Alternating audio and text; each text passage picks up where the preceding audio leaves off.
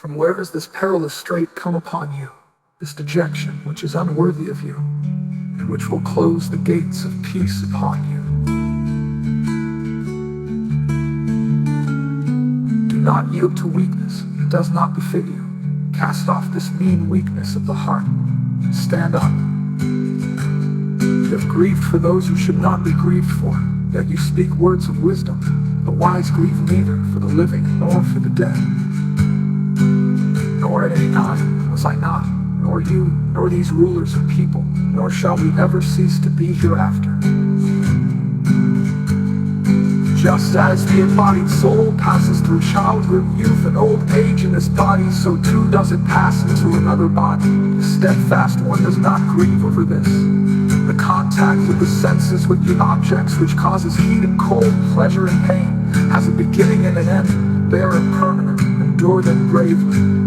A firm person, surely these afflictions do not, to whom pleasure and pain are the same, is fit for attaining immortality. The unreal has no being, there is no non-being of the real. The truth about both has been seen by the knowers of the truth, or the seekers of the essence. Know that to be destructible, by which all this is pervaded, no one can cause the destruction of that imperishable. These bodies of the embodied soul, which is eternal, indestructible, and immeasurable, are said to have an end. Therefore stand up, he who takes the soul to be the slayer, and he who thinks it is slain. Neither of them knows it does not slay, nor is it slain. It is not born, nor does it ever die. After having been, it again does not cease to be. Unborn, eternal, changeless, and ancient, it is not killed when the body is killed. Whoever knows it to be indestructible, eternal, unborn, and inexhaustible, how can that person slay, or cause to be slain? Just as a person casts off worn-out clothes and puts on new ones, so too the embodied soul casts off worn-out bodies and enters others that are new. Weapons cannot cut it, fire cannot burn it, water cannot wet it, wind cannot dry it. The soul cannot be cut, burned, wetted, nor dried up. It is eternal, all-pervasive, stable, immovable energy. The soul is said to be unmanifested, unthinkable, and unchangeable. Therefore know this to be so, you should not grieve. But even if you think of it as constantly being born and constantly dying, even then you should not grieve. For the born death is certain, for the dead birth is certain. Therefore you should not grieve over the inevitable. Beings are unmanifest in their beginning, manifest in their middle state, and unmanifest again in their end. What is there to grieve about? One sees the soul as a wonder, another speaks of it as a wonder, another hears of it as a wonder, yet having heard none understands it at all. This indweller in the body of everyone is ever indestructible, therefore you should not grieve. Further, having regard to your duty, you should not waver, for there is nothing higher for a fighter than a righteous cause. Happy are the fighters who are called to fight in such a cause that comes of its own accord as an open door to peace. If you will not fight for this righteous cause, and having abandoned your own duty, you will incur sin. People will also recount your everlasting dishonor, and for one who has been honored, dishonor is worse than death.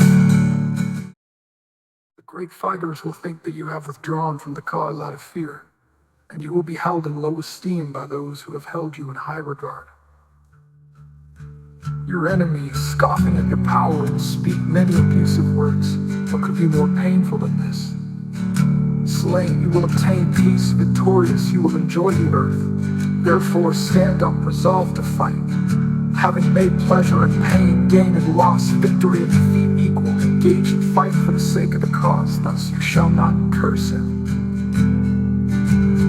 This which has been taught to you is wisdom. Now listen to wisdom concerning yoga, endowed with which you shall cast off the bonds of action. In this there is no loss of effort, nor is there any harm produced, nor any transgression. Even a little of this knowledge protects one from great fear. Here, there is only one single point of determination. Many branched and endless are the thoughts of the indecisive. The unwise taking pleasure in eulogizing words, utter flowery speech, saying there is nothing else. full of desires, with peace as their goal. They speak words that are directed to ends, to new births as the result of their works, and prescribe various methods abounding in specific actions for the attainment of pleasure and power. For those who are attached to pleasure and power, whose minds are drawn away by such teachings, their determinate reason is not formed, which is steadily bent on meditation in a superconscious state. The universe deals with the three attributes. You above these three attributes, free yourself from the pairs of opposites, and ever remain in the quality of purity, free from acquisition and preservation, and re-established in the soul. To the teacher who has known the soul, all the knowledge are of as much use as a reservoir of water would be in a place where there is a flood. Your right is only to work, not to its results. Do not let the results of action be your motive, nor let your attachment into an action. Form action. Being steadfast in yoga, abandoning attachment, balancing success and failure, evenness of mind is called yoga. Far lower than the yoga of wisdom is action. Seek your refuge in wisdom, wretched are those whose motive is the fruit. Down with wisdom, the eagerness of mind, one cast off in this life both good and evil deeds. Therefore devote yourself to yoga. Yoga is skill in action. The wise, possessing knowledge, having abandoned the fruits of their actions, being free from the bonds of birth, go to the place which is beyond all evil. Your intellect passes beyond the mire of delusion, then you will attain indifference to what has been heard and what is yet to be heard. When your intellect, which is perplexed by books you have read, stands immovable and steady in the soul, you will attain self-realization. When a person completely cast off all desires of the mind and is satisfied in the soul by the soul, then he is said to be one of steady wisdom. His mind is not shaken by adversity.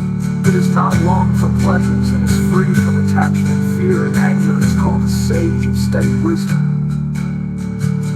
He who is everywhere without attachment, upon encountering anything good or bad, neither rejoices nor hastens. His wisdom is firm.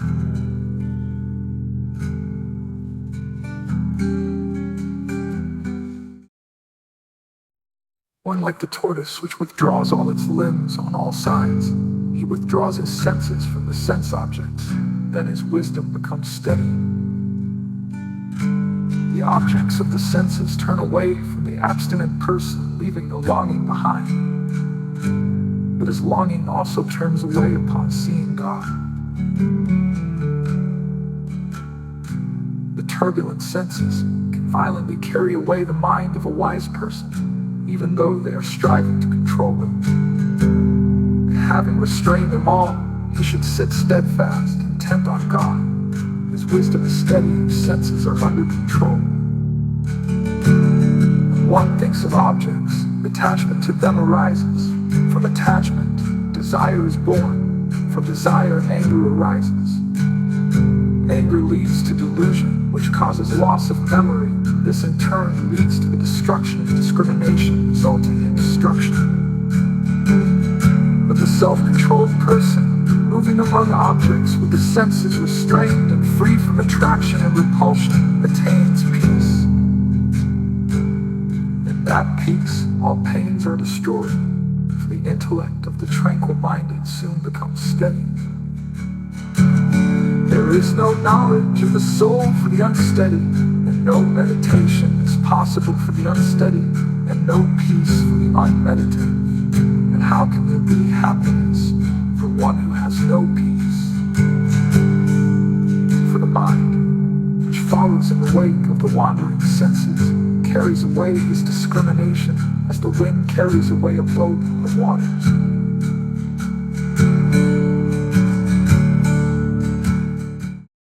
Therefore his knowledge is steady, his senses are completely restrained from sense objects. That which is night to all beings, and that the self-controlled person is awake. When all beings are awake, that is night for the sage who sees. He attains peace, to whom all desires enter, just as waters enter the ocean, which, filled from all sides, remains unmoved. but not the person who is full of desires. That person attains peace, who abandoning all desires, moves about without longing, without the sense of ownership, and without egoism. This is the eternal state, the cosmic seed attaining this. One is not deluded being established in it. One attains oneness with the universe even at the end of life.